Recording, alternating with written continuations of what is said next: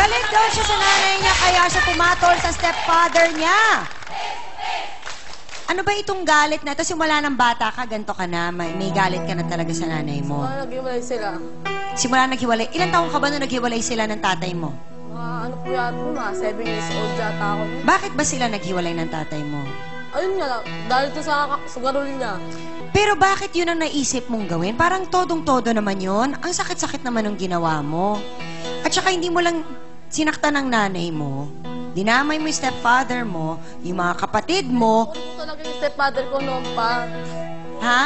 Oh, so hindi lang galit sa nanay mo ito. Gusto mo lang talaga siya. Parang ginagawa mo lang excuse yung galit mo sa nanay mo. Teka nga, tanongin nga kita. Kailan ba nagsimula ito pagkursunada mo sa stepfather mo? Kasi parang, ano po kami, barkada po kami dati. Sino barka-barkada? Yung stepfather ko po. Kabarkada mo yung stepfather mo? O, parang ganon. Kaya muna, ilang taong ka na ba? 19. Tapos 5 years na sila ng stepfather mo. Ibig sabihin ng 15, kabarkada mo yung stepfather mo? Ay, 14 ka, kabarkada mo yung stepfather mo? Magbarkada kayo? Paano ba kayo naging barkada? Ano po total yung barkada? Parang kami kaibigan lang. Tapos, O so kakilala lang? barkada siya ng mga chewing ko. Barkada siya ng mga tsuhin mo. So hindi mo siya barkada. Barkada siya ng tsuhin mo, pero nakikita-kita mo na siya. O, tapos, ano nangyari? Nagkagusto ka sa kanya. Nung pa lang, 14 ka lang, no? Nagka-crush na ako sa kanya. Ay, crush! O, so nung crush mo siya, ano nangyari? Ayun, naging crush ko siya. Tapos nagulat na lang ako. Asawa na pala lang mama ko. O, parang feeling mo, inagawan ka. Parang gano'n, siyempre, kamusta naman? Alam ba ng nanay mo na crush mo siya? Ha? Alam ba ng nanay mo na crush mo siya? Hindi.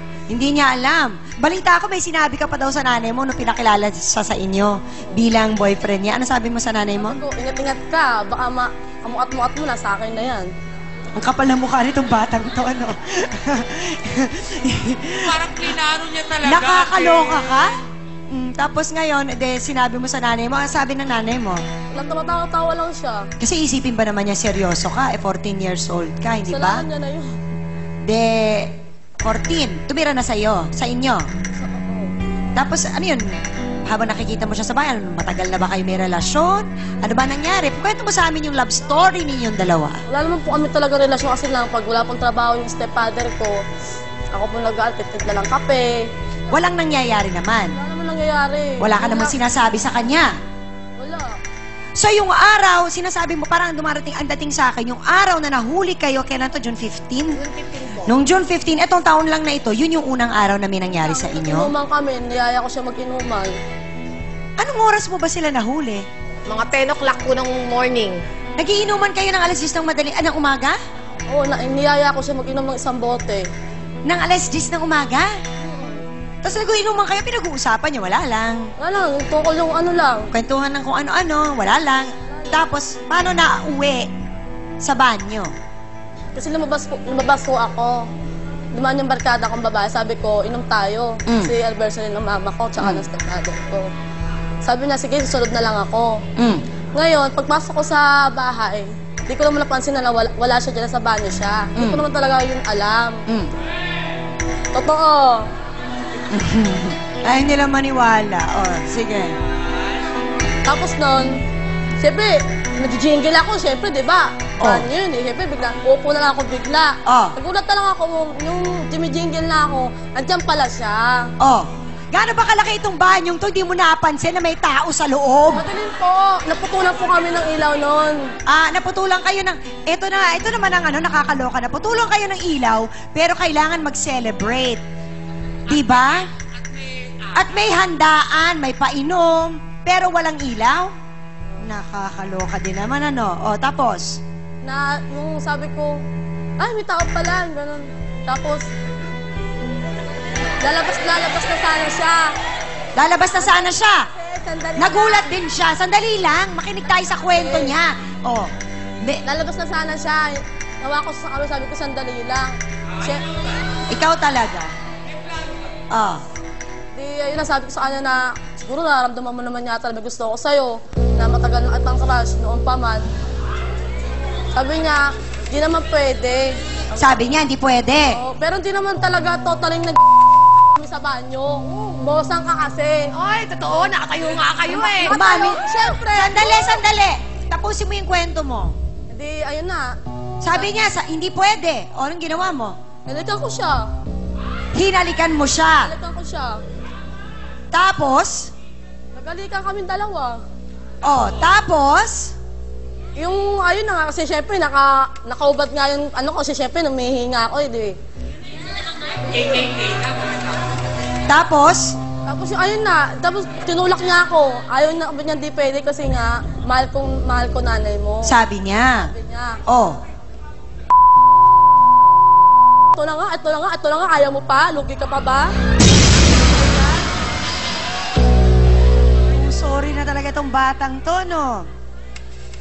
Oh, tapos ano nangyari? Umaayaw na siya, hindi ko maintindihan paano nauwi sa natuloy ito eh. Ayaw niya, di wag. Kaso hindi talaga natuloy. Hindi talaga natuloy. Ah! Ano yung nakita mo? Sabi niya nakatayo daw kayo. Nakatayo lang. Kasi po, ma'am, pagpasok niya ng pintuan, nasa kusina lang siya. Di siya totaling pumasok sa loob. Nakita mo nakapasok? So parang ang Wala nakita kasi niya, tumakas si Aryo eh. parang ang nakita niya, yun naghahalikan kayo. Yun lang ang nakita Nakababa niya. yung So ibig sabihin, nakababa yung pantalon. Opo. Hindi kasi nga mawihi siya eh. Hindi po, yung lalaki, siyempre po. Teka muna, ano ba ginawa sa banyo ni, naligo ba siya?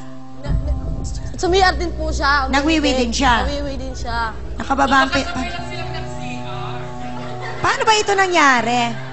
Kasi, Kasi CR namin. bakit nakababa pantalon pati ni Ryan? Kaming drum sa loob ng banyo. Siyempre po, Bakit nakababa ang pantalon ni Ryan kung nagwiwi lang siya? Hindi nakababa yun. Grabe naman yung mata mo, lumulusot. alino yun ng mata ko. Grabe Hindi ako naman, alino nagkaskat ng yung mata mata ko. mo. Talaga. Tignan mo yung itsura mo. Ay! Sino na? Sandali nga. Bakit mo ba ginagawa yan sa nanay mo? Stepfather mo pa rin siya. Hindi ka ba nakukonsensya? Nakonsensya din po. Kaso lang, syempre yung nanay na mag-askas sa'yo. Ano bang relasyon nyo ng mag-ina? Parang ang bigat-bigat ng loob mo sa kanya. Kasi, look, ano po kami, close kami talaga eh.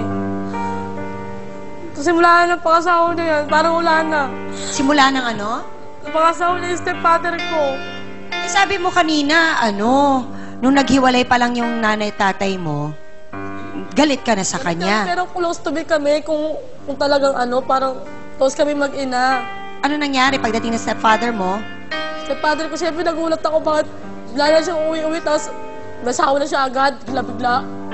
Balita namin habang lumalaki ka, nasasabihan ka lagi ng nanay mo kapag pinapagalitan ka. Kasi, Napagalitan. palagi kanya pinapagalitan. Sabi niya, malang ka sa tatay mo, wala kang kwenta. Lagi niya sinasabi sa'yo yun. Lagi. Nakalakihan ko na. Eh kasi naman, baka naman mamaya matigas din talaga ang ulo mo. Minsan kasi hindi ko sinasabing tama yung sinasabi sa'yo ng nanay mo. Pero minsan talaga pag galit na galit, baka naman mamaya, yun na lang ang naiisip niyang sabihin. Kasi nga, sumusuko siya sa tigas ng ulo mo. Araw-araw galit, ganon, kailangan. Baka araw-araw may ginagawa ka. Ito lang ang ginagawa. Talaga sa ulo niya O baka araw-araw wala kang ginagawa. Pwede rin yun. Nakakainit din ang ulo yun. Nakakainit din ang ulo yun. Isipin mo rin yung yung punto ng nanay mo. Bakit siya lagi nagagalit sa'yo? Sa palagay mo. Sa bahay ako. Salbahe ka ba? Ay, oo. Oo naman siya. Ano ba yung mga ginagawa mo at naging salbahe ka? Lagi ako umiinom, lagi ako dalakwatsa. Bakit nagugulat ka kapag sinasabihan ka ng nanay mo? Dapat tanggap lang. Ano ba dapat matuwa siya sa'yo? Hug, kiss. Wow, anak, lasing ka na naman. Yee! Ganun. Eto na, oras na para sa Boto Hands. Okay, mga kasawsawan, eto na. Nasa puti ang kapitbahay at kumare ng nanay nung anak na nasa pula na nakita na may ginagawa ang anak at ang kanyang stepfather. Ang sinasabi nung anak, hindi naman daw natuloy. Mami, ba't po kayo nakatayo?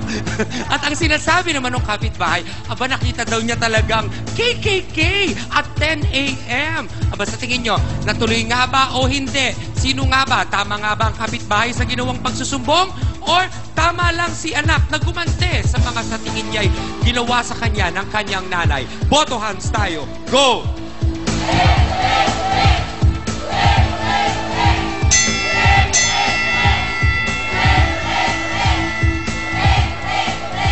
Aba, Ateng, kita mo naman.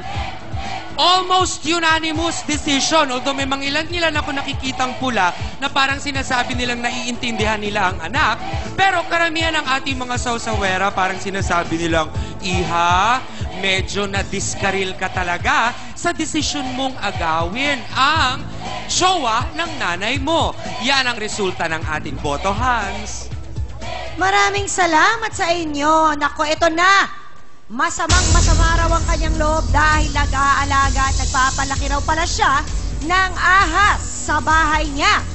Di niya akalain na ang anak pa niya ang magiging karibal at tutuklaw mismo sa kanya. Narito po si Annabel Buena. Pasok!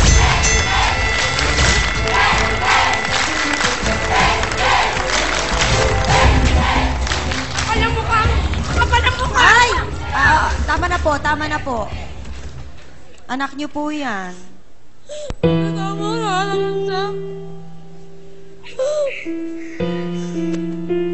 Diretsahang tanong.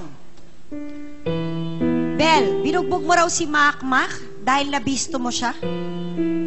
Oo. Ginawa ko talaga yun. Of all people, bakit siya pa? Bakit hindi na lang iba? Di ba? Kahit sino naman eh.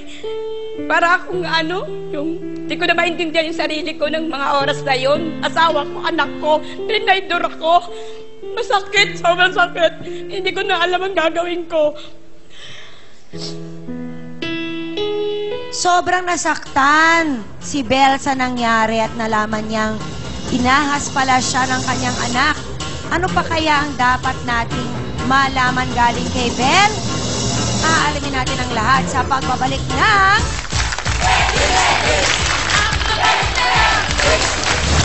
Paano mo ba pinakilala sa kanila si Ryan? Sa inuman. Tapos yun na, umaakyat sa bahay. Nagkumpisa kami ni Ryan sa inuman eh. Nagkakilala kami sa inuman lang. So talagang inuman na ito. Nangyayari. Vean Gohar, Gobotya Fernando. I so love your show po. In fact, nakaset siya sa alarm ng phone ko po para lang di ko makaligtaan ang show na to. Minsan sa mga eksena nyo, napapahiyaw din ako. Pakiramdam ko, nasa set nyo na rin ako.